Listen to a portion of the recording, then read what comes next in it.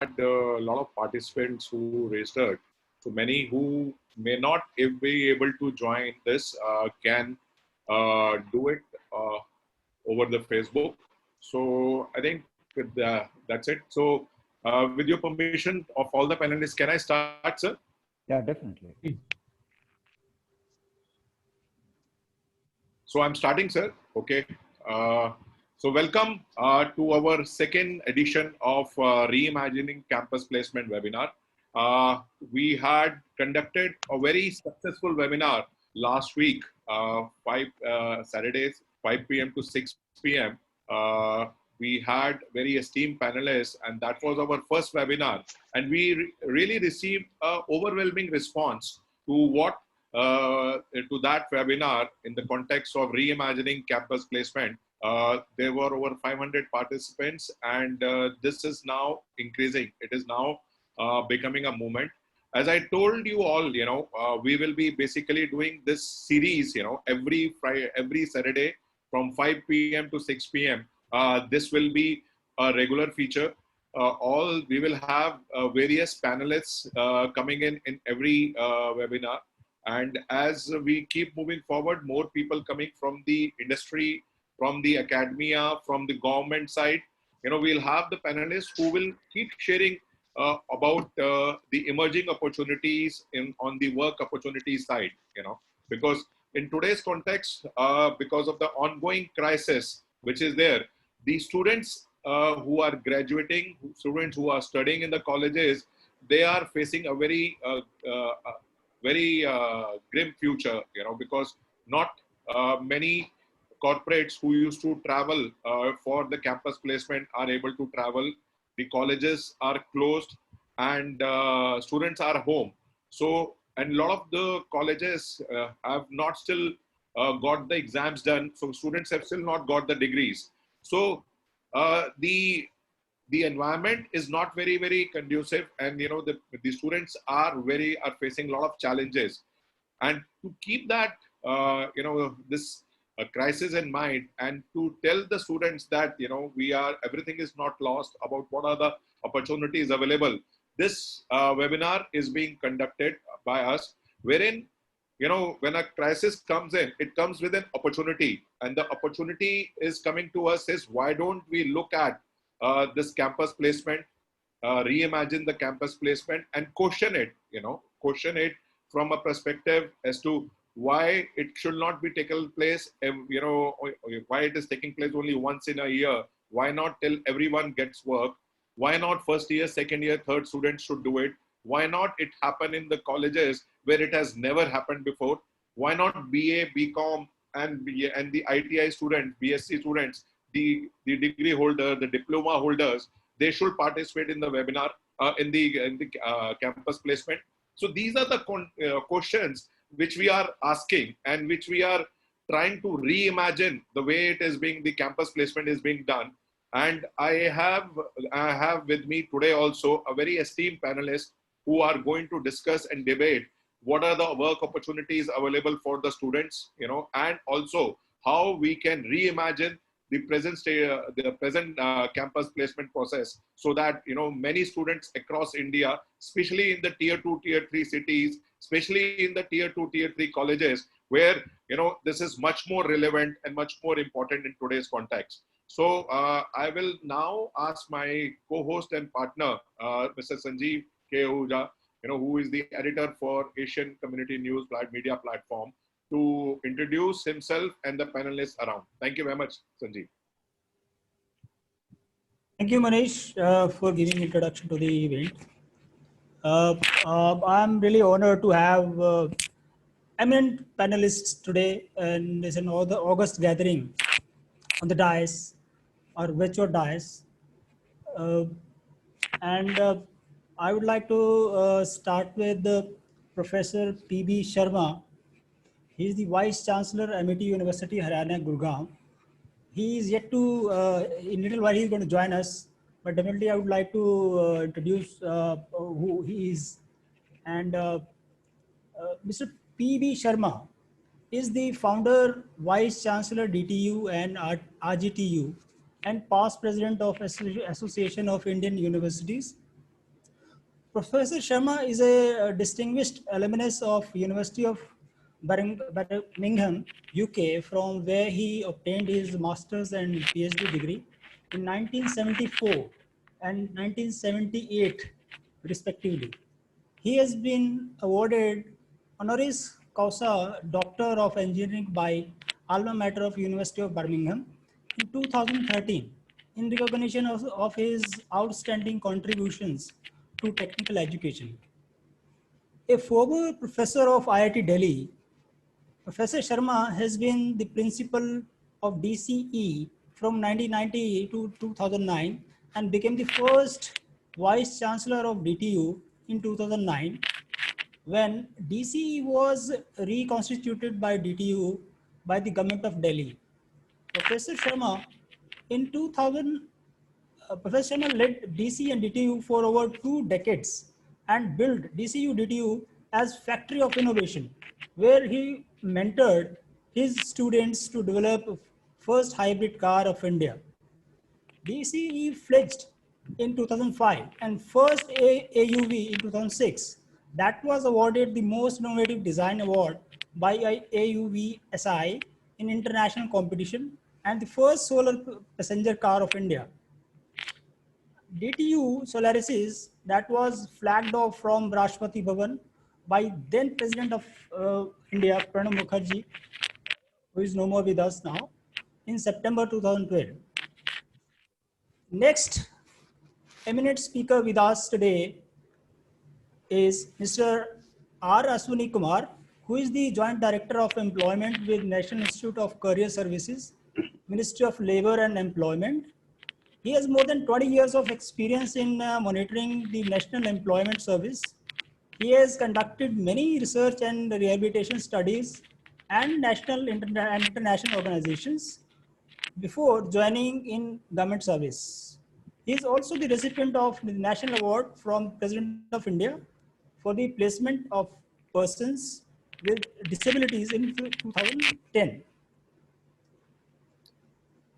We have the honor of having Mr. KG Mohan, but out of our love and affection, we sometimes take the liberty of calling him KG. So this is what I'm going to do today also. KG is a postgraduate from XLRI, Jamshedpur, and an electrical engineer from RV College of Engineering, Bengaluru. His career spans over 3 decades, having worked at Godrej, Wipro, Microsoft, Convergys, and rural shows, primarily in the technical and customer support domains in the IT hardware and business processing outsourcing industries. He has seen rural India at close quarters and strongly believes that India's growth engine depends on the human capital talent that resides here. KG has been involved with the children of Rainbow Homes set up by Padma Shri's sister Cyril Moni. He is the co-founder of Ibalor Farmers Market, a farm to fork model that started in April 2020 during COVID-19 pandemic. His passion includes traveling, reading, writing, community work, and teaching. He is a respected member of Brandio Jothek that actively works on civic positive action for livability, inclusion, and environment in Bengaluru. Our next speaker is Aparna Panappa. Aparna is alumnus of XLRI with formal education in human resource management, and she majored in business communication and strategy. A key current project that she leads is the provision of straps for those most affected by the COVID-19 lockdown in Bangalore, and has been instrumental in getting across food ration kits to over 7 lakh families and is counting under the name of COVID Relief Bangalore, Tamil Nadu and Karnataka. She has also conducted successful online sessions for over 900 people in corporate sector during the lockdown.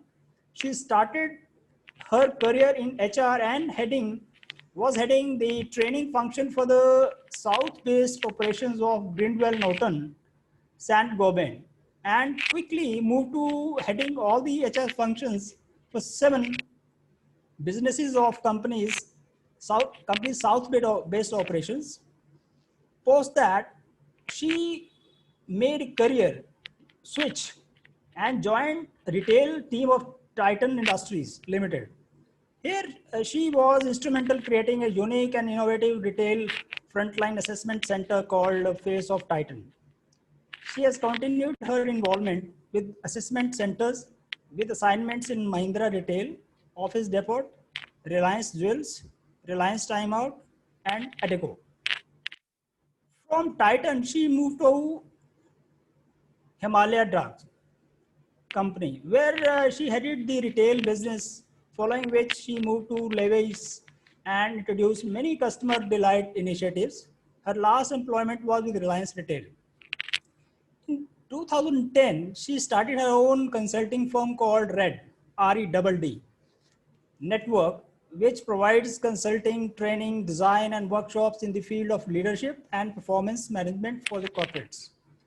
Since the commencement of work in conducting workshop in January 2011, she has touched over 50,000 participants through large and small interventions. Some of the organizations that she has worked with through RED are Novo Nordic, IBM, IBM Herman, Titan, Timex, Wildcard, Vision Express, Reliance Jewels, and so on and so forth. The list is very long. So I really welcome the August panel to this event. I hope our audiences, the college students who have joined us from across India will have many, many takeaways from the event. Thank you, Manish. Over to you. Thank you, Sanjeev, for introducing the esteemed panel. I think there is a lot to learn from them.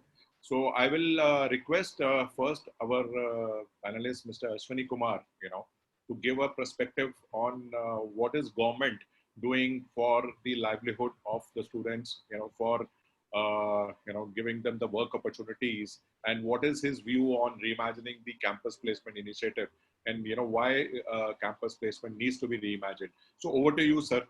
Ashwini, sir. Thank you, Munish ji. Thank you, Sanjeev ji. Respected panelists and my dear friends, the students from across the country. See, it's a very big question that how government is supporting the students. It is not that the government is supporting today. It is government is supporting the youngster youth or students from the very beginning when we formed our country or before the formation of our country. If you know that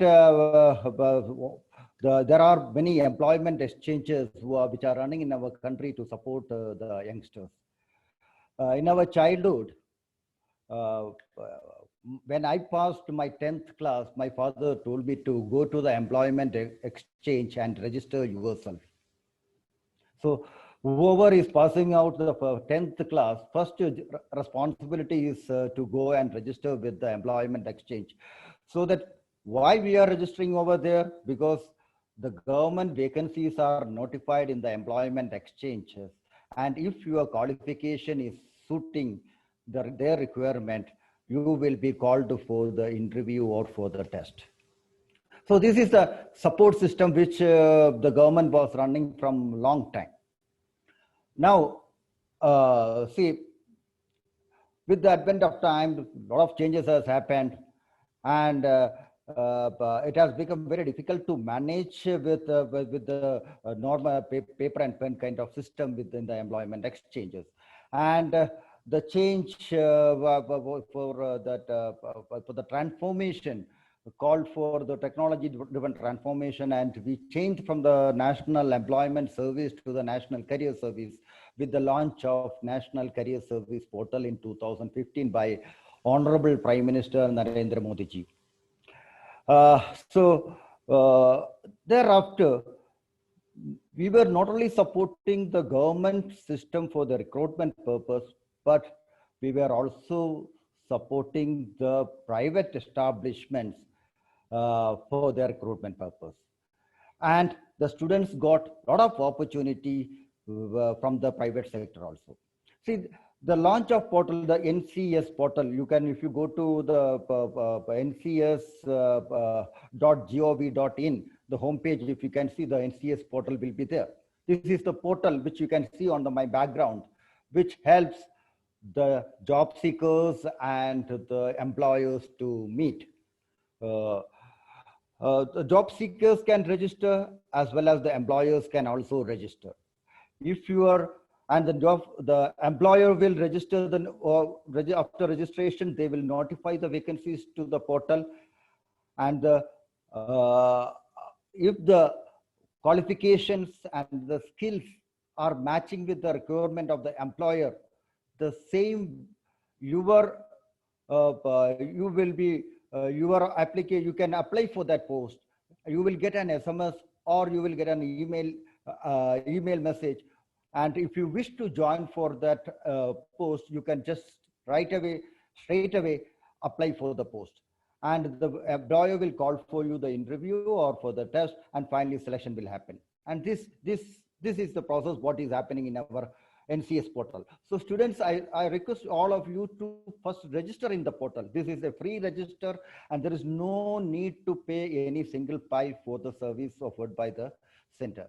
Not only for you, for any stakeholders, either for the employers or for any training institute, anybody who's taking this service need not have to pay any single pie. So this is the provision what is given over there. So this is a meeting place and this is a facilitation center, what you can say. Beyond that, there are a lot of facilities are also there.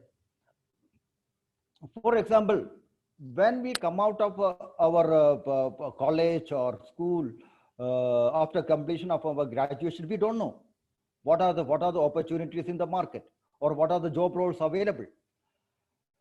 We have identified something around 3,600 job roles, which you can find it under the career information about lot of occupations, where the job roles, their description, the payment, the duty, the structure of the work, what is your career enhancement, where you can get the training for entering into that kind of roles, everything is available over there.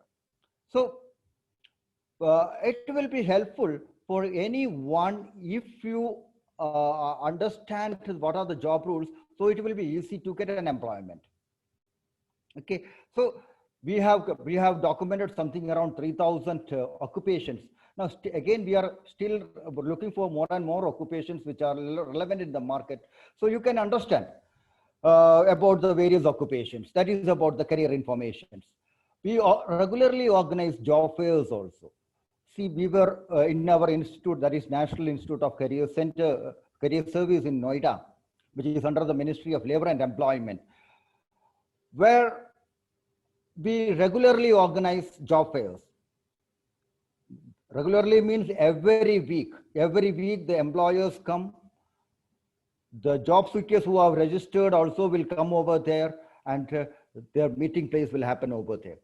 Jividam, Munish ji, the organizer of this program, is a regular participant of our program. He brings in a lot of employers and help the students to meet with the employers, and the employers are satisfied with the selection take place there itself. So this is how we manage it. Now the pandemic is there. COVID pandemic is there. 25th of March, the pandemic was there, and we have proposed a job fair on that particular date. We could not organize it, but with the support of Jividam, we organized online, the first job fair online, and many companies participate on the online job fair as well as the students. the exchange taken as place there itself, and we could place many of the candidates over there. Now though the pandemic is there, we have ventured into new online organizing online job fairs. And regularly you will find in our portal that so many job fairs are organized over there. You can see in the news and events, you can find it over there, that job fairs are being regularly organized in various nooks and corners of the country.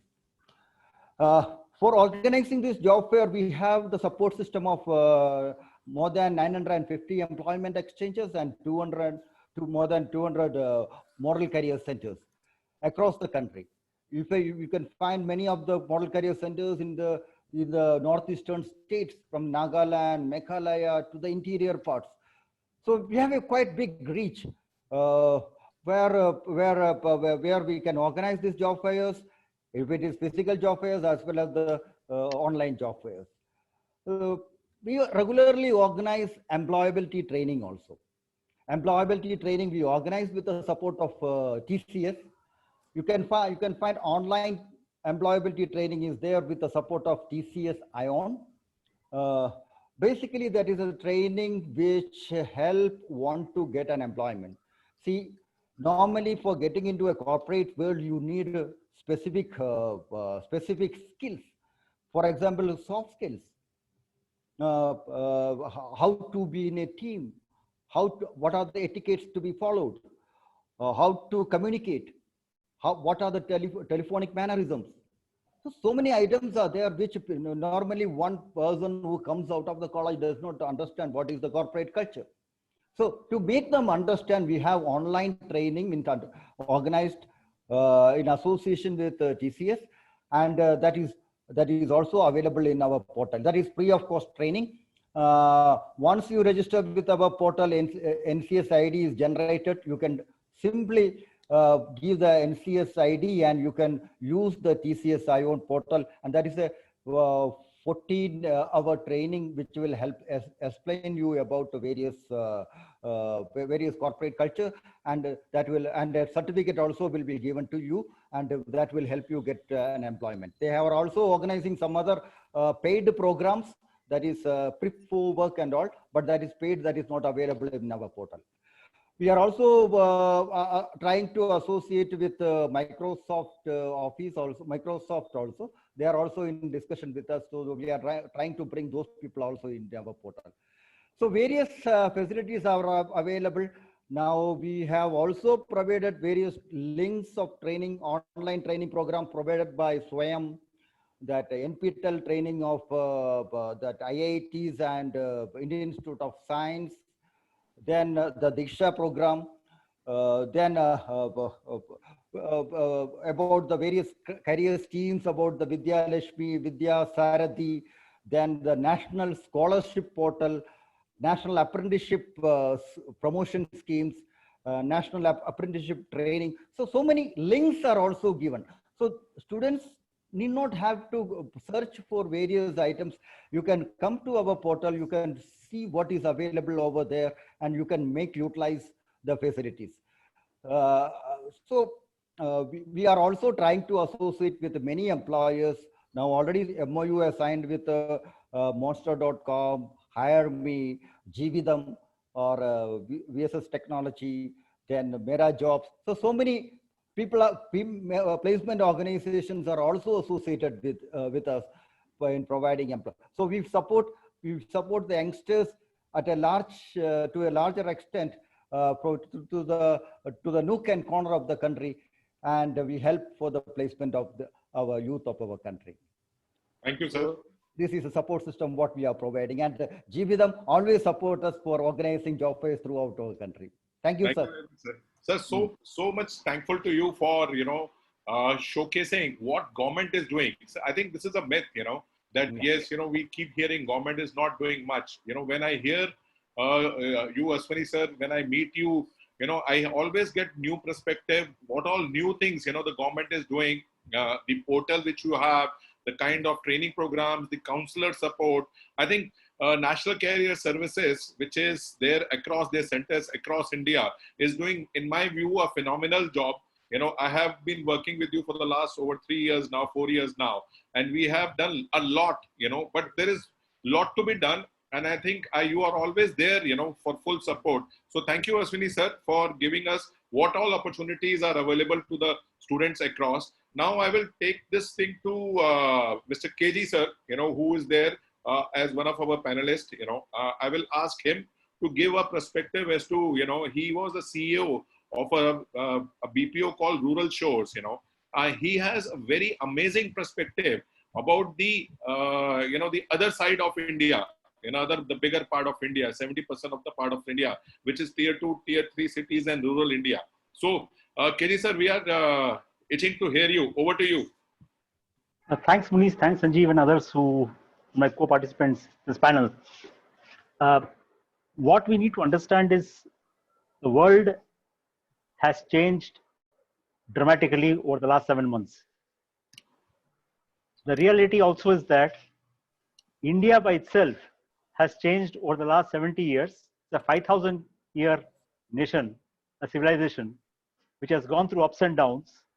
So if you look at the overall 5,000-year perspective, the 7 months of COVID-19 is just a speck in this entire disaster that has happened. So I think we have to take hope that we are going to adapt ourselves. And what I have seen, and as Munish rightly said, 70% of this country lives in a different India altogether. And what I will keep calling them as New India. That is the India which is going to benefit the most from what we call the Jivitam platform for online placements of institutions. Now, it will be surprising to note that people like me who have come from campuses where jobs, and I can see Pranapa laughing, that it starts on day one. I was coincidentally the placement secretary of XLRI when I was there, and it started on day one, and by day 4, everybody got jobs. And that is not the example I would like to quote to the country. It is not the normal. That is abnormal. That's the outlier. The 70% of the nation has first of all a challenge of colleges. Number 2, reach. Number 3, organization knowing that the institutions exist there. And that in a large nation like ours is a massive challenge. But what I have seen with my eyes across 15 villages of this country, across 8 states, during my stint at Rural Shores for 2 years, I have traveled about almost 40,000 kilometers, out of which about 12,000 by road across these places. And what gives me immense hope is that the talent that exists there is second to none in this world. All that they require is, ये मिट्टी के जुड़े हुए जो लोग हैं, वो चाहते हैं कि बाहर के लोग और भारत के बाकी प्रदेशों के लोग उनके साथ जुड़े और जाने कि हम भी रहते हैं इस दुनिया में. और जीवितम प्लेटफॉर्म के तरफ से ये माध्यम उनको मिल जाएगा कि मैं 21 भाषाओं में एक कॉल कर सकता हूं, अपना नाम, मैं क्या पढ़ाई किया हूं, मैं कहाँ रहता हूं और मुझे किस तरह की नौकरी चाहिए, ये एक टेलीफोनिक कॉल के अनुसार वो अपना पूरा डिटेल्स दे सकते हैं जीवितम को, और बिना किसी को देखे, बिना किसी के साथ हाथ मिलाए, बिना मास्क खोले वो ये कर सकते हैं. So this is the country that we talk about, the tier 2 cities, the tier 3 cities, the tier 4 cities, and the tier 5 cities. Today, technology is going to link a person who wants to give a job to a person who needs a job. And let's take some examples of what kind of jobs. And that's the best part of it. I have been actively involved in the outsourcing space. I have seen back office work and voice work being done from tier 5 towns. And I will tell you, it is amazing that when you compare customer satisfaction scores of back office work, countries that could not deliver 90% plus CSAT, a village which is about 60 kilometers from the heart of Bangalore could deliver 95% to 98% CSAT. And that is across global languages. So it is never about talent. Talent exists. The person only is saying, how do I connect to somebody who is willing to give me a job? And once we create that connect through a technology platform, that entire barrier disappears in seconds. So let there be COVID, no COVID. You can connect a man who wants to improve his productivity in his organization or sales in his organization or improve the back office support in his organization.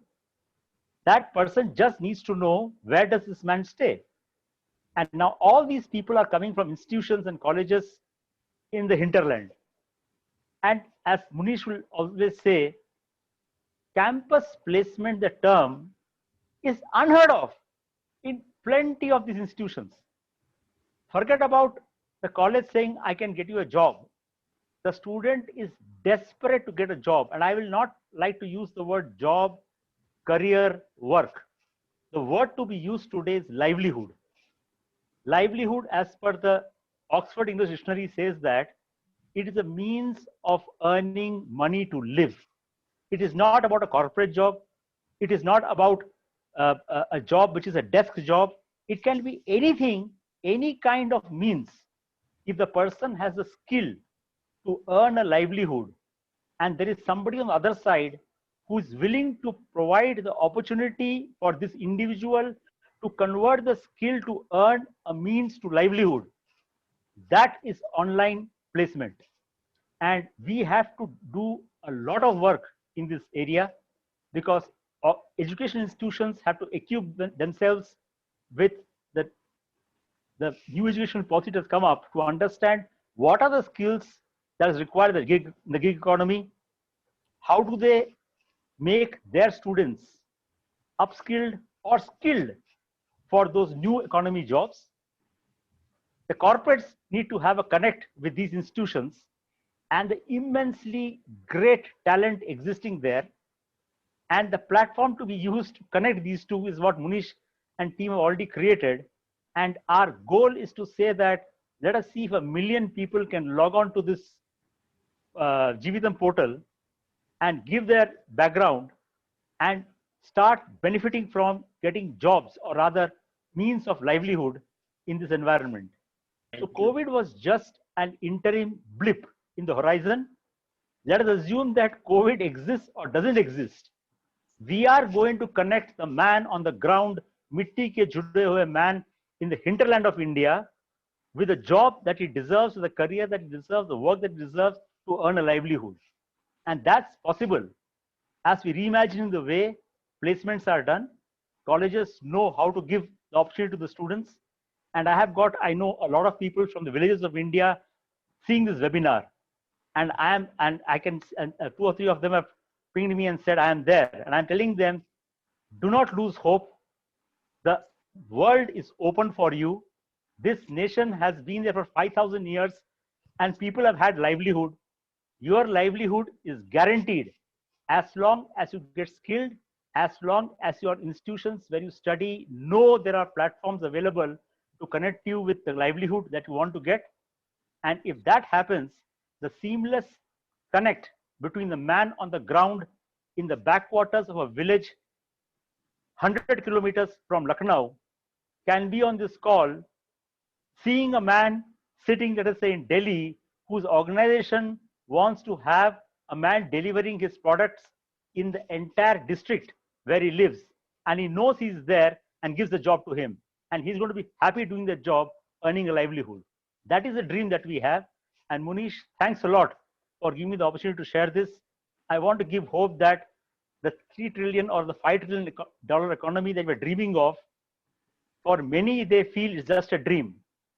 The day it becomes a reality, the last laugh is going to be the 70% of India, which is going to celebrate that day.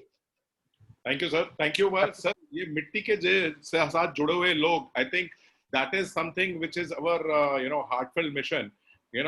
campus placement terminology hai, it has to go to the rural, it has to go to the tier 2, tier 3 cities, it has to go to BA, BCom, BSc students, it has to go to the diploma holders, it has to happen till the time everyone is getting work. Sir, we are very excited to have Professor PB Sharma now with us. Thank you, sir, for joining us.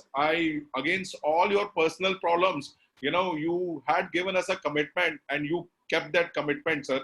It is a simply, honor for us to have you all on this platform, and you are going to be a big, motivation for all of the people around this, all the students across the country who are listening to you. So over to you, sir. We have given your introduction in your absence. Sanjeev, sir, you like to say something? I'm really, Sorry. really feeling overwhelmed of having Professor Sharma back here. He had an exigency back home, and despite that, he has really made it. So I would request Professor Sharma to please deliver his address. Thank you so much.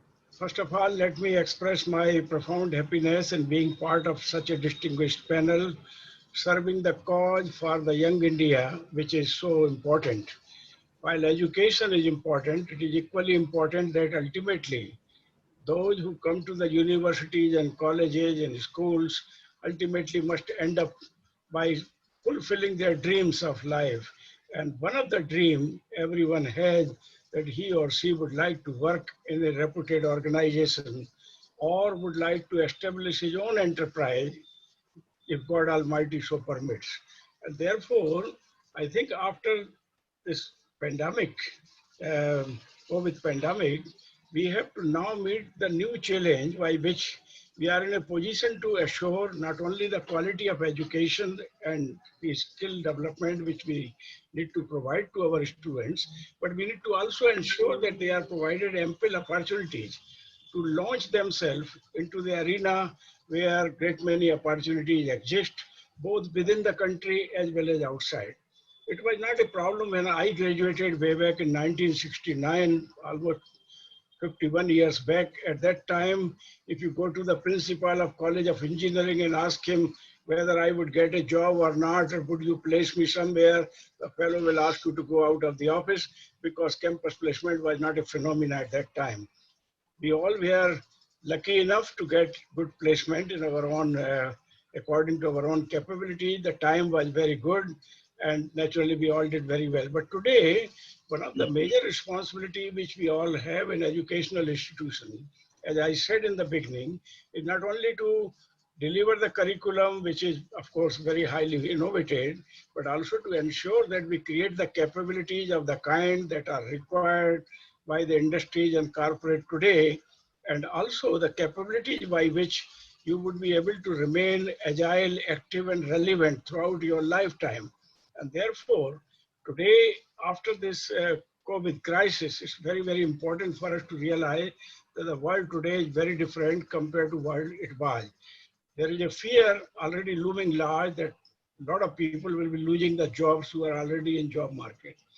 But there is another ray of hope also, that a lot many new jobs will be created after the digital transformation sets itself very well. And we are already seeing the phenomenal rise of new jobs in areas which are driven by the digital technologies.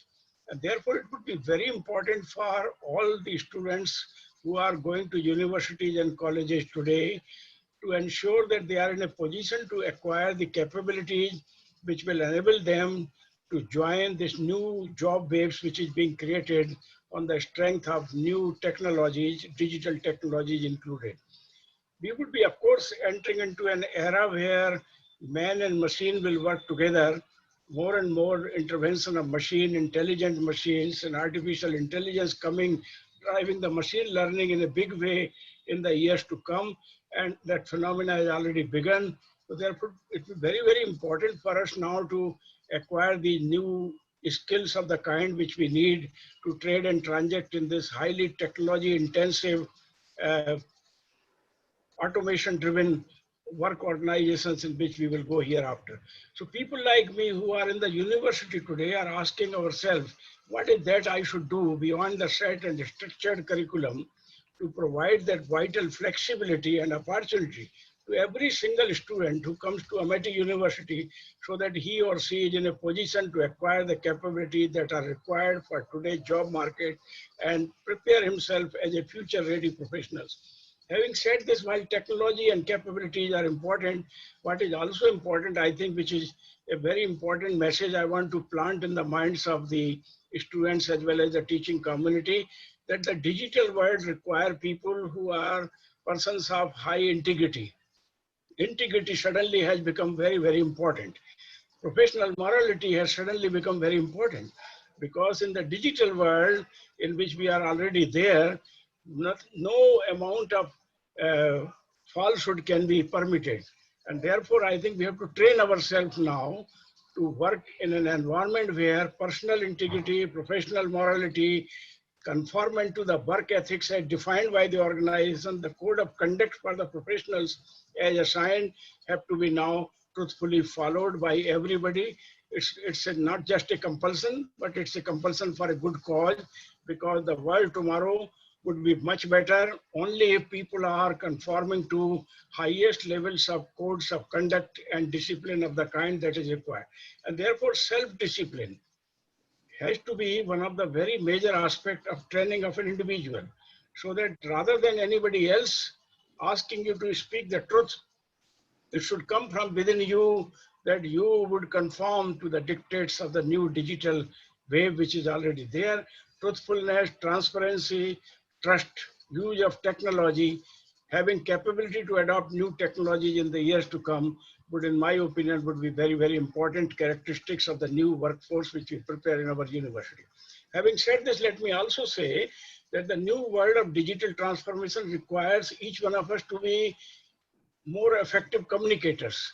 Nobody will have time to listen to long addresses. Nobody would like to read 10 or 20 pages of your lecture. So therefore, communication skills of the kind that are required in the digital world have to be what we have always called effective communication. You should be precise, you should mean what you say, and you should really say what you think is to be said. And that is, in fact, something for which we have to train our professors as well as the students of tomorrow, because this is very, very important. For a long time, we have been asking for effective communication, critical thinking, lateral thinking, capabilities of imagining a better world, looking ahead of time to capture what the world would be like, and then reflecting it upon in terms of new ideas, incubing those ideas into new product, new processes, requires a workforce of a very different kind. And this is, of course, a major challenge today in the university campuses all across India, and I'm sure all across the globe. It's not just me as the Vice Chancellor of Amity University, but all Vice Chancellors in India as well as abroad are quite concerned about the future of job and how to prepare the workforce for tomorrow, especially now that we have to trade and transact into a new era of digital age in which there would be no exceptions for anything else other than the capable people who are truthful, who are true to themselves, who are loyal to the organization. But loyalty does not mean silent submission. It means really a conscious understanding and then complying to the rules and regulations of the organizations with truthfulness. So really speaking, in the years to come, we have a much greater responsibility.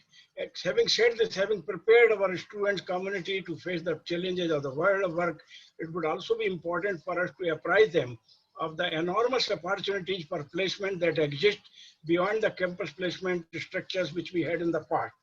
At Delhi College of Engineering and Delhi Technological University, and also in IIT where I've served, the campus placement was phenomenal. Almost everybody will get a good job, and highest salary would go to even 1 crore plus per annum and so on. Our campus placement was, of course, very, very effective means of placing our students. But today the opportunity to place yourself are beyond campus placement also. There are hundreds of online portals which are now available for placing your capabilities and your resume and then getting placed in very better organization than even what the campus placement could provide. At AIU, Association of Indian Universities, at the Ministry of Education, already said by the previous speaker, these opportunities are being created in plenty. But private operators are also coming in. And I foresee a phenomenal growth of the private operators for placement of students, placement of the workforce. You would see that happening in the next few months and in the next 1 or 2 years. India would in fact be able to have the placement agencies which will be working for not only those who are graduating, but for those who have gone out of job and want to replace themselves. All that work is going on. So I think there is a great future for those who are engaged in providing placement for the students, as well as for those who are looking for placement, who perhaps have gone out of the job. All this is, of course, a tall order, and I'm very happy that India is being looked at as a destination for very many advanced nations of the world, for tomorrow's industries, and our government is also very positive to provide the kind of environment that is required for relocation of these industries from other countries. So I think we are in a good time at the moment, despite the fact that minus 26 GDP, minus 23 GDP has been scored. We have to now turn it around and see that India becomes the destination of high quality industries, and we are able to create millions and millions of opportunities for our people. Let me finish by saying that the challenge is formidable. I have on my table 666 million young people in India below the age of 25. And in the next few years, you would find millions and millions will be rolling out, and they need jobs. And we are pushing our university gross enrollment ratio also to the level of from somewhere around 26 it is to the level of 50 by 2030. So you can imagine the kind of order in which we need to create new jobs and new opportunities in India, so that the educated Indians are in a position to really have a great future for them, assured on the strength of the placements and new entrepreneurs. Last but not the least, let me finish that people like me always believe that India was a country of zero unemployment. When I grew up as a child, there was nobody unemployed in this country. I can say this with confidence. Today, when I look around, unemployment is in plenty. Why? Because the enterprising mind of Indians, that was the hallmark of India during my childhood, somehow or other has shifted towards enlightened Indians, educated Indians. But we need to create enterprising minds of Indians. And then only I think we would be able to meet the requirement of creating an environment in which zero unemployment could be a possibility in our own lifetime. So let India return back to its roots and discover a new India where the enterprising Indians, enterprising minds of Indians at all ages would be able to really create the opportunities of the kind that are required for a nation like ours, where we have to serve the cause of 1.35 billion people plus. And this is not an ordinary challenge. It's not a challenge for a small country like Singapore or Japan. Here we have to look at to see that millions and millions are drawn towards self-employment, towards creation of new enterprises of the kind. And today it's very much possible for a person to be enterprising and entrepreneur without asking his parents to give him money or to be son and daughter of a well-established businessman or a corporate. Today, a young man can give a challenge from a new corner and beat even the most established MNCs. This has happened. In my own lifetime, I've seen Vijay Shekhar Sharma rising to the fame in Paytm. He was a student of Delhi College of Engineering at that time, but an enterprising mind. He refused placement. In fact, he said, I want to be an entrepreneur. And look at the way he has gone. And hundreds and thousands and millions of Vijay Shekhars are required in this country, not only in just the Paytm sector, but also in the sectors by which we'll be able to harness energy, we'll be able to treat the wastewater, we'll be able to create millions and millions of jobs for the people, both in the rural as well as urban area. So I'm keeping my fingers crossed and also working day and night with every single breath I have at my disposal to create an India where unemployment would be zero. And kind of vision with which I think the vice chancellors of the country have to work. I thank you very much for giving me this opportunity to share some of my thoughts, but I want to learn from you more how to create these opportunities multifold especially now that we are in a very different set of terms. So thank you so much, Ahuja ji, and thank you so much, Chawla Saab, and my distinguished panelists, including the one from NIC. I have very high regard for NIC. That's one of the highest really level of technology hub which we have in our country. Millions and billions and trillions of worth of data being handled by them for all across India. When I was chairman of Central Counseling Board, I had occasion to work up to midnight in NIC and utilize the facility to deliver the online admissions for NIT, triple ITs and all others without any flaw or favor for 4 years. So I'm so happy really that you have such a distinguished panel, and also Mohanji has spoken very well. I was listening to every single word which you have said, and I think the good time ahead for India are there, and let's all work together to create India of zero unemployment. Thank you so much. Thank you very much, sir. Thank you for, see, enterprising India is what we are looking at. We are looking at for both work providers and work seekers, both. I will have with me, now Aparna Ponappa. I call her a superwoman. She has been leading, a very loose federal structure of a lot of philanthropy organizations, wherein everyone is putting its contribution. They did a phenomenal work in recent COVID crisis when migrant workers were going back home. They provided them food, shelter, medicine, everything. And since then, I've seen the growth of this, the Project Vishwas, which Aparna will share her vision and all about it, how it is now bringing livelihood for the students of the country. So Aparna, over to you. We don't want to, we are itching to you. Sure. So thanks a lot. I'll keep it as short as possible. But interestingly, I love that you've created such a diverse panel. I mean, just by putting me in here, you've got, somebody who's absolutely not from the field of education, absolutely not from the field of mass employment. But let me just share some of my insights, which I think would be quite relevant. So the interesting thing, and I just really love Professor P.B. Sharma for calling that out, is that we've lost that sense of being enterprising. And if you look at, where that has gotten lost from, is that a lot of parents have killed it and a lot of teachers have killed it. I know that, when I was in college and I wanted to do certain things, the entire faculty got against me and, squished some of that initiative and things like that. I remember I used to kind of work and I used to do juggling many things at that time. And, I had this constant attendance problem, and I was trying to tell them, look, my scores are great. In fact, I mean, there was a teacher who threw me out of class, and I had topped that class. It was in economics, and I got the highest marks there. And I was just saying, see, I want you to kind of clear my doubts and things like that, but let me be independent. I'm doing a lot of other important things. Let me do that.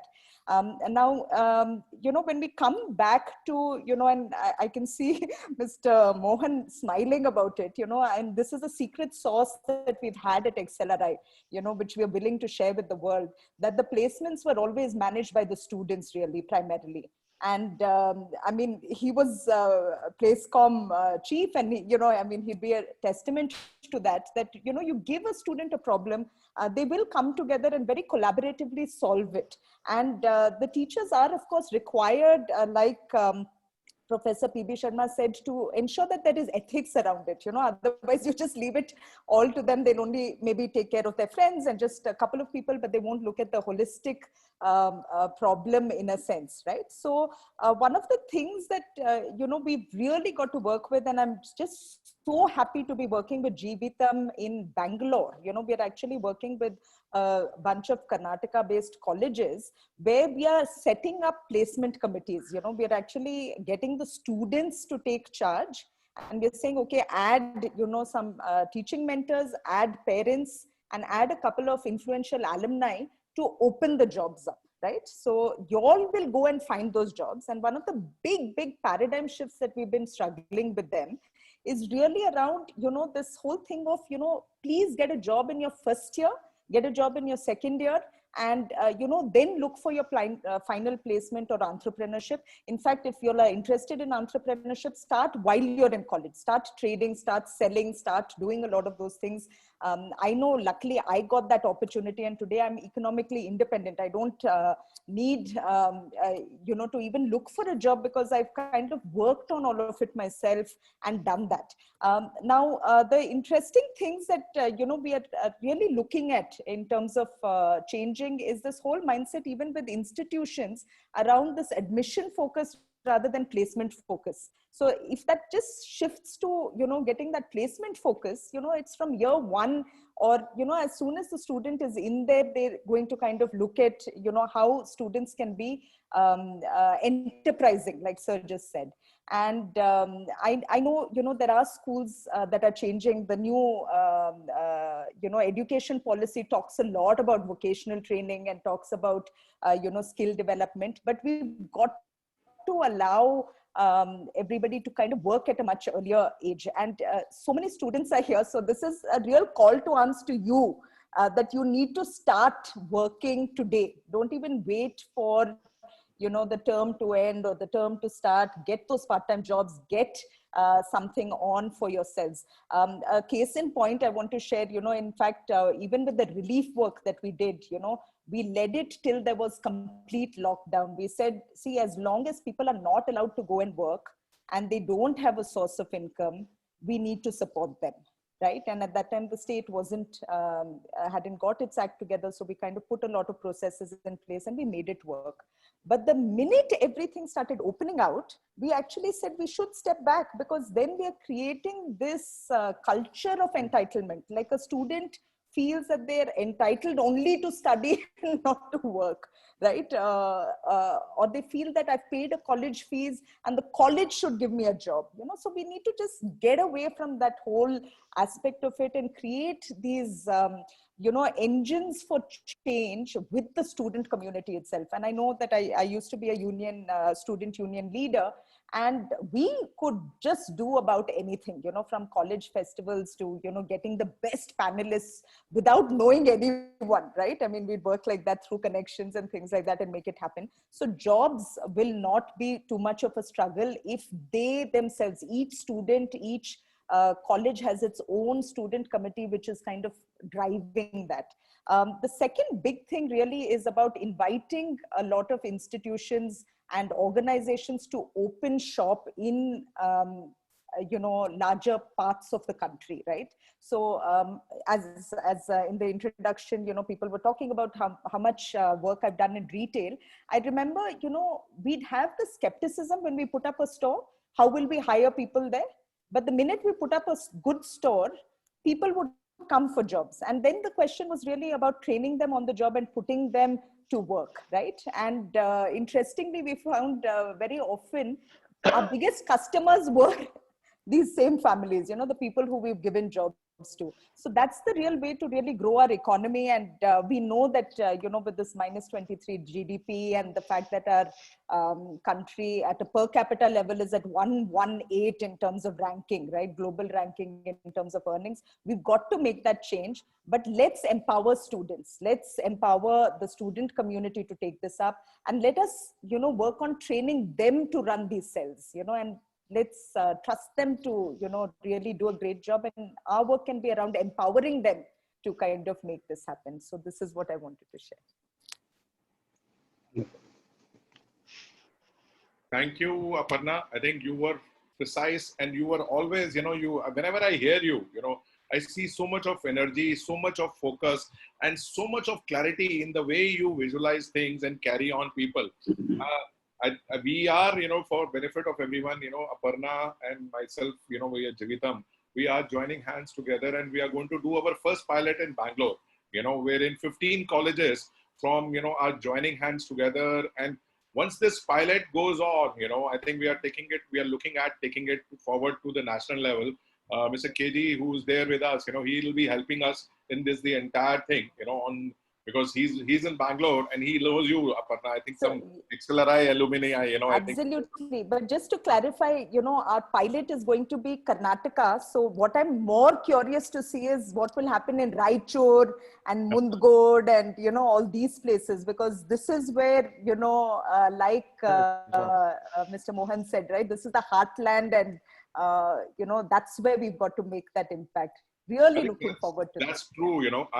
For me, I just, take on, for me, a few questions, before we wrap up, which is therefore the exciting thing. I think, the question which we are trying to reimagine, and then the first question which you really brought up, I am going to ask Aswani sir about it is that why, this campus placement cannot go to the tier 2, tier 3 cities, especially in colleges where it has never taken place. What's your view about it, sir?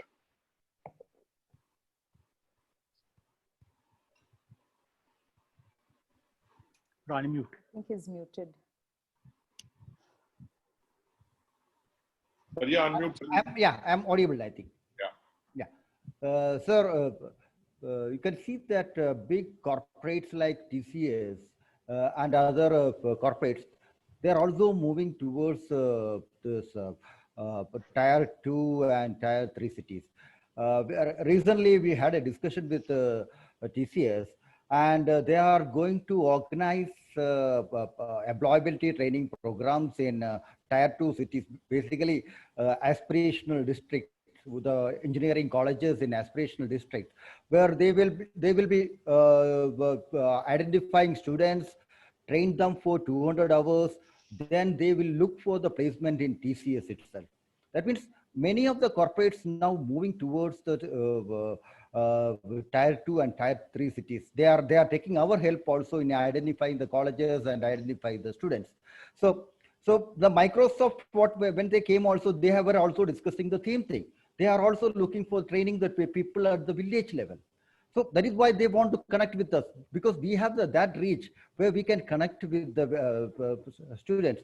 Once that can happen, then the employment can happen in their own corporate, or they are ready to give the students after training for the other employers also. So that means everybody is coming now forward and looking for the tier 2 and tier 3 cities. So it is a really wonderful thing. You can see it. And last time also we tried one experiment in Nagaland. We could train around 25 people, but the thing is that after training, people have been selected. 25 people have been selected by by TCS, and later only 3 people joined. 3 students joined. That is also the other end of the thing. We used to train them, but the entry into TCS is very less. I'm sorry, my power has gone on because of weather conditions. Probably it will take 2-3 minutes. Okay. I think, sir, you are, for the infrastructure with National Career Services has, and I think I have seen your, centers across India. So I think this is something where, we'll leverage for doing this, digital campus placements. Aparna will make a best use of them as we go forward. KG sir, my question to you is, why we should not look at, the first year students, second year students, diploma holders, ITI students to come in and be part of digital campus placement? Why is it the mental block that digital campus placement or campus placement is only for BTech and MBA students? What is your view on that, sir? So let me tell you this, Munish. I think Aparna said the right thing.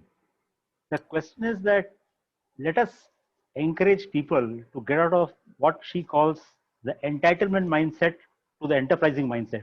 I think that's a great, powerful statement she made. And people should realize that it is not the institution that gives a job. The institution is just a brick and mortar structure which houses talent, houses opportunity, and houses collective collaboration to woo the jobs that can come in. And it is not the first year. So as she actually said, people can start working on their future right from class 1. And let me tell you one thing, Munish, I think if you go back to my grandfather's era and your grandfather's era, my father started earning before he even graduated from his college. His job was to earn money for livelihood. So he got his education sponsored by himself. No father paid his bill. He had 10 siblings. So there was no way his father could have afforded 10 people's education. So that enterprising mindset, there are theories behind it. Does it come from a state of deprivation, or does it come from a state of prosperity? And what I have realized is that in prosperous surroundings, it's very difficult for your mind to get depraved to find new things. So as I said, necessity is the mother of invention. They have to create the necessity in the head that I want to be enterprising and my future lies in my hand, and I will work with my peers of whichever year, first year of graduation, second year, third year. I am going to work to find an enterprising job for myself. So when I come out of this institution, I have already surviving to live. As Munish generally says, I don't want children to consider their parents as ATM. If a child understands that my parent is not an ATM, from the time he realizes the word ATM, then he will find his ways and means to create the job for himself. So it is not the year of education. It is always the and I'll tell you in the hinterland, that pulse of enterprise exists. You don't have to create it. It exists there. The man I have seen getting up at 5 a.m. in the morning, walking to the farm, and I'm seeing the youngster with his father plowing the land. He's a 15-year-old boy. Before school, he's gone there, started to work, goes to school, comes back and works. For him, it's not child labor. It is a part of enterprising. I want to build something for myself.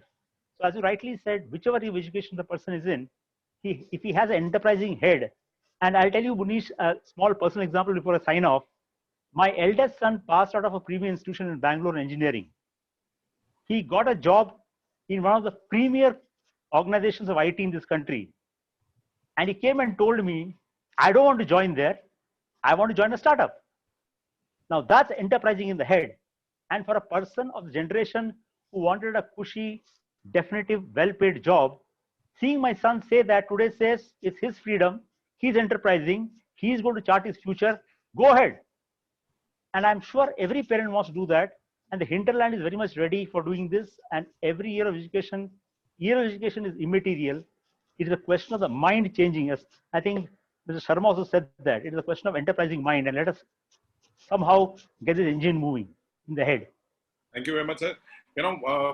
For everyone, I keep discussing a lot with KG sir. And, one of the things which we are going to do is with them is, we are going to go to the rural areas, the masses, and we will be probably doing more of webinars which are voice webinars, because a lot of students are not able to join because, webinar takes a lot of bandwidth, of the students' data, and it is for them not very convenient to join. So we are, in our next webinar, going to be make it as a voice webinar, because that's where Jeevitam has felt the power of voice, though data is the very cheapest in the world, but it still costs people, and that is a lot of value over there. So we will be next, going to the hinterland soon, sir, in every college, nook and corner of the country soon along with you.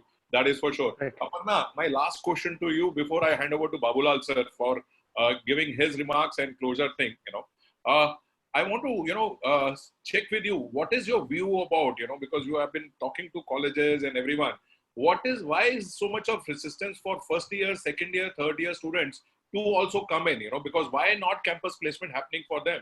Why not giving them, apprenticeship, internship, part-time, freelancer, so much they can do now. And, with work from home opportunities coming, especially for girls, why is it so much of resistance? What's your view on it?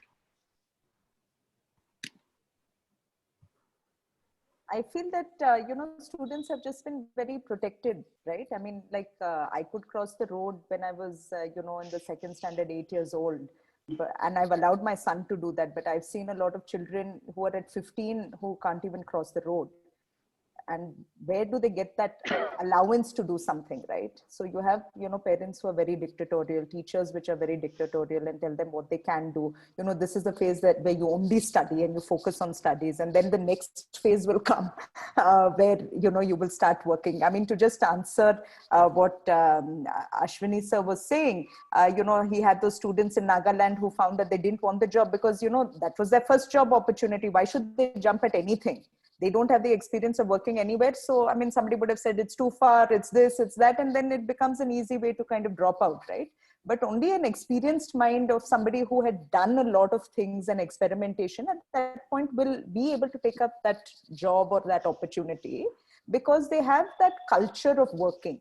And this is where we really need to also make an effort there. And, I've made a note that, we've already started talking, of course, to the placement coordinators and, of all colleges. We said, first of all, every single college in India should have a placement cell. And the design of that cell should be that it includes students. So they kind of democratize the whole thing. And anyway, we're a democracy which doesn't practice democracy. We can always learn this participation very, very early and then make it work.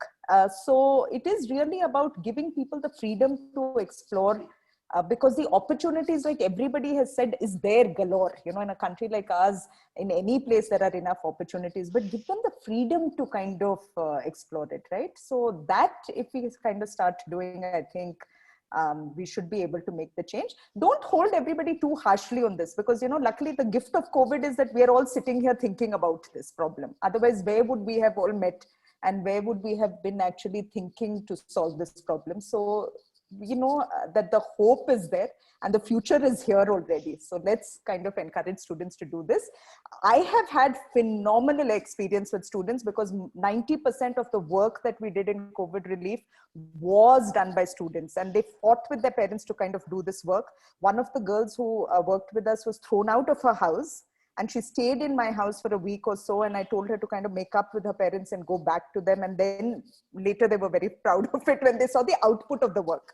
But when they saw the input that, she has to go morning to evening when there is a lockdown and things like that, people were feeling very, very skeptical. And the reason that we used students were because they were the lowest risk in terms of COVID deaths. Actually, that was the practical reason that we relied on students. We had them for packing and dispatching and all that when nobody was doing it, because we said only students can do it. We can't have 45-year-old, 50-year-old somebody is doing it, because if there's an incident, then we'll have to just stop our work. And we had not even one COVID case during that whole period, right? So people have to trust their children. Colleges have to trust their children. They have to have that openness to allow them to do things. So I think that's where we'll make a difference. I think, what you are saying makes so much of sense, like even for this, Reimagine Campus Placement webinar, it is being initiated by the social entrepreneurs, which are students, So Akshay is there, Tanisha is there, Vidushi is there, Smritika is there, Ansh is there. So there are so many, these are student volunteers, who I call them social entrepreneurs, They are actually contributing and taking it forward. Sanjeev, you want to say something? Yeah, it's something very interesting, which I picked up from the panelists only. See, when we are talking about making students enterprising, I think we can start it from the colleges itself. Like in many colleges, like for MIT University itself, I've seen they have cafeterias, canteens, restaurants, over 100-acre sprawling campus of MIT University in Gurgaon has 3 types of cafeterias or restaurants. And instead of you giving out, the colleges giving out to the vendors, they can be made student committees and give them out to run these small, tiny enterprises. So from the very beginning, from the colleges itself, while they are studying, they can learn to how to run small enterprises like cafeterias. So like you said, you are going to Karnataka to 15 colleges. There's an opportunity. If they already have the canteen, if they already have the cafeteria, so they can give it out to their own students by forming committees, 10 students, 15, and these can be, reward in turn. First year, this committee will run. Second year, this next committee with the new students will run. And in the rural areas where there are no canteens, cafeterias, restaurants, there can be some other things. Absolutely. They can be created. So you can do a workshop with the students itself and ask them what they want to create and let them create. Yes, because it's as simple as that. And then you've just got to give them enablement. You've got to empower them. You've got to kind of get them going on this. Yeah. Thank you, sir. And Munish's last statement is that the fear of failure has to go away. Yeah. There's nothing called failure here in enterprising head. Sir, fear has to go away. We have to we have to get this COVID fear out of us. We are immobilized. We need to mobilize and we need to move forward. Sir, I have with me, also Dr. Babulal there. I kept him for the last, the best in the last for the last, because he's our mentor. He's the person who is, helping us guide this entire movement. Student Banega Atmanirbhar.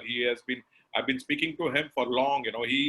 He was HR director with BHEL. He's PhD and MTech from IIT Delhi. You know, he is part of Niti Aayog. He's part of CI. You know, he's a person who is retired from his corporate career, but he's the person who's never retired. You know, he's full of energy, full of vision, and full. So I will request, Dr. Babulal sir, why don't you help us share your view and help us summarize the entire thing. You are the last one to go for. Thank you very much. We have saved you for the best. Last for the best. Thank you, Manish ji. Thank you very much.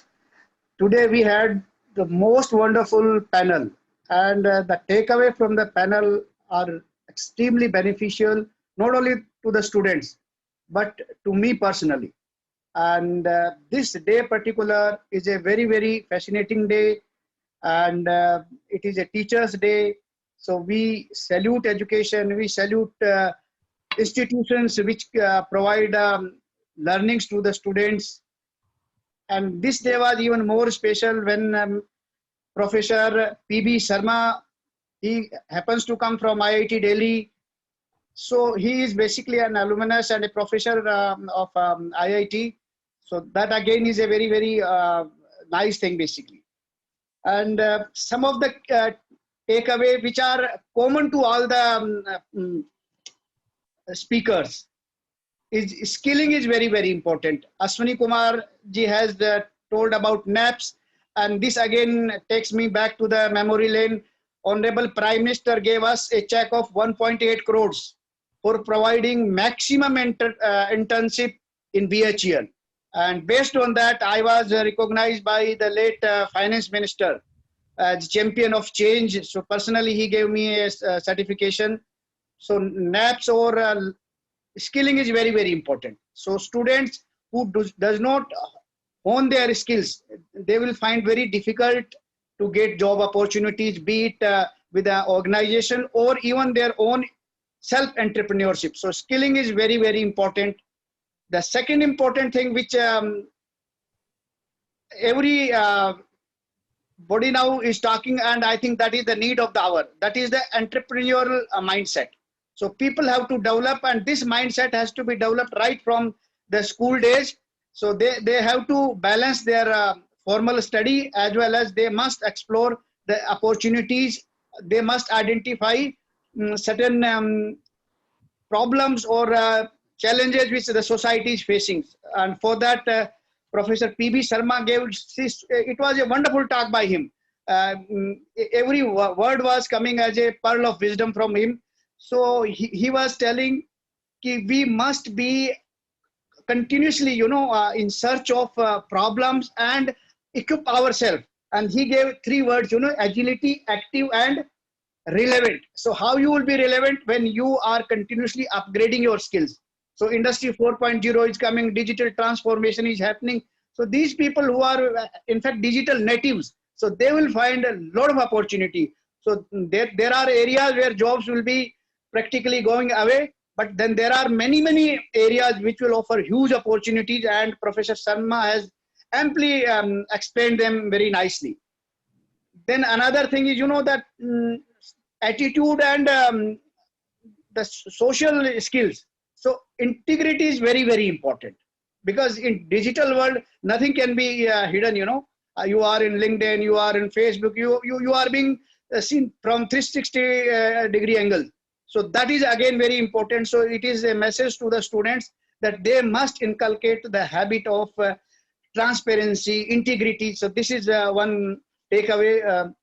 And I think it is an exciting time, and it will open huge opportunities, and students have to come forward, and it is their moment. They have to take the lead. We are there to facilitate them. We are only a catalyst, but primarily this is their moment. Just Aparna was telling, in XLRI or in most of the colleges, students really manage these placements. So Tier 2, Tier 3, these are very, very important. And KG sir was telling, in fact, India lies in villages. So we have to take care of the people who live in villages, and they are very intelligent, hardworking, connected to the ground. So they really understand the problem of India. And with these words, I thank Munish ji, all the panelist Ashwini Kumar ji. He is really Sunday government में छुट्टी होती है, but in spite of that he gives us precious time. So Ashwini Kumar ji, special thanks to you. And Sanjeev ji जो editor Asian इसके हैं, तो इन्होंने तो पूरे उसमें he has added a lot of value, and I think the way he is anchoring the whole thing, it again wonderful, sir. So KG Arpana and Professor PB Sharma. It is sir Sanjeev ji, आप उनको special thanks मेरा बोलना, because the way he spoke, you know, and he comes from our IIT, so special thanks to him for sparing his valuable time for all of us. It's not only students, for all of us. I think everyone has got some beautiful takeaways from his talk. It was a wonderful talk. And lastly, Munish ji, आप तो घर के आदमी हैं, इसलिए आपको तो thanks क्या दिया जाए, पूरा show आपका है. You are the person who has created this platform, and your energy drives the whole initiative. So everybody gets driven by your passion, your energy. And lastly, our social entrepreneurs, you know, because the people who are behind the scenes, who are working day and night. In fact, sometimes I feel fascinated कि यार ये बच्चे खाते कौन सी चक्की का आटा है, जैसे सोले में कहा यार कौन सी चक्की का आटा खाते हैं कि दिन रात काम करते हैं और उसके बाद भी they don't tire. And I think the team is wonderful, and over a period of time this team will keep on growing, and we will have presence pan India, and not only pan India, I think pan Asia, because Sanjeev ji is with us. So pan Asia is the larger mission or vision for this initiative. With these words, I thank everybody for making this second webinar wonderful success. And once again, thanks to Monish ji and Sanjeev ji for having PB Sharma ji with us. It was a wonderful talk. It touched my heart. Thank you, sir. Thank you very much. Sir, you are always a very Professor Sharma has had to log off in between because he कोई नहीं sir, आप हमारे conduit बनेंगे ना. देखिए ऐसा है कि पुजारी होता है वो भगवान, तो आप हमारे मैसेज आप देंगे. You are the pujari for. Definitely. He had a problem back home, so he Yes, has I sent can understand. apologetic remarks. So he is apologizing for that. बहुत अच्छा, So definitely I'll convey your messages. Thank you. So thank you everyone, sir, for giving time. You know, we shot over time, but Aparna, Ashwani sir, Babulal sir, KG, all the panelists, you know, and all the people who have been patiently listening, big thanks to you. Just for your information, you know, I have been getting messages, the response is overwhelming. You know, the structure of every week it happening is catching on. You know, people, if they are finding value, I've got so much of testimonials coming in. I will be, you know, go to our Insta page. You will see all the testimonials of the students who have attended these webinars and they are finding it useful. One of the key feedback is a lot of students, you know, especially from the tier 2, tier 3 cities, they have a problem of smartphone. They have a problem of data, you know, getting consumed. So we are going to attempt next week, you know, this webinar going live on audio conference also. Okay, we have been doing video conference, you know, we'll make it a audio conference thing also. So the students, you know, who are colleges in the hinterland, you know, who have a phone with them, they should also be able to listen to everyone. And as we are going forward, you know, we are going to make it more interactive. We are going to work out on more. Our target now, which is we are doing every week. I was speaking to KG, sir, you know, we are going to now make it every day. In the near future, you know, as we progresses, we are going to ensure that digital campus placement takes place in every college in the country, you know, whether it is tier 2, tier 3 city or which is there. We are looking at 1,000 odd students attending these sort of through audio conference and through video conference. We are looking at people getting work, you know, whether I'm only talking about work, livelihood, you know, which KG sir also told, you know, we should talk about livelihood. लोगों को काम मिलना चाहिए. जब यहाँ आए, you know, they should be able to find opportunities of work, how to do that, do a digital campus placement at their end and make it actually a true movement, a student movement. You know, हमारे प्रधानमंत्री का जो vision है कि हर Indian बनेगा आत्मनिर्भर, you know, आत्मनिर्भर भारत की तरफ है, उसी तरह से हम ये कह रहे हैं हर स्टूडेंट बनेगा आत्मनिर्भर. So with all that, I thank you all. Thank you for being there and motivating us and supporting us. Thank you very much. Thank you everybody. Thank you. Thanks, Aparna. Thanks a lot. Thanks. Bye.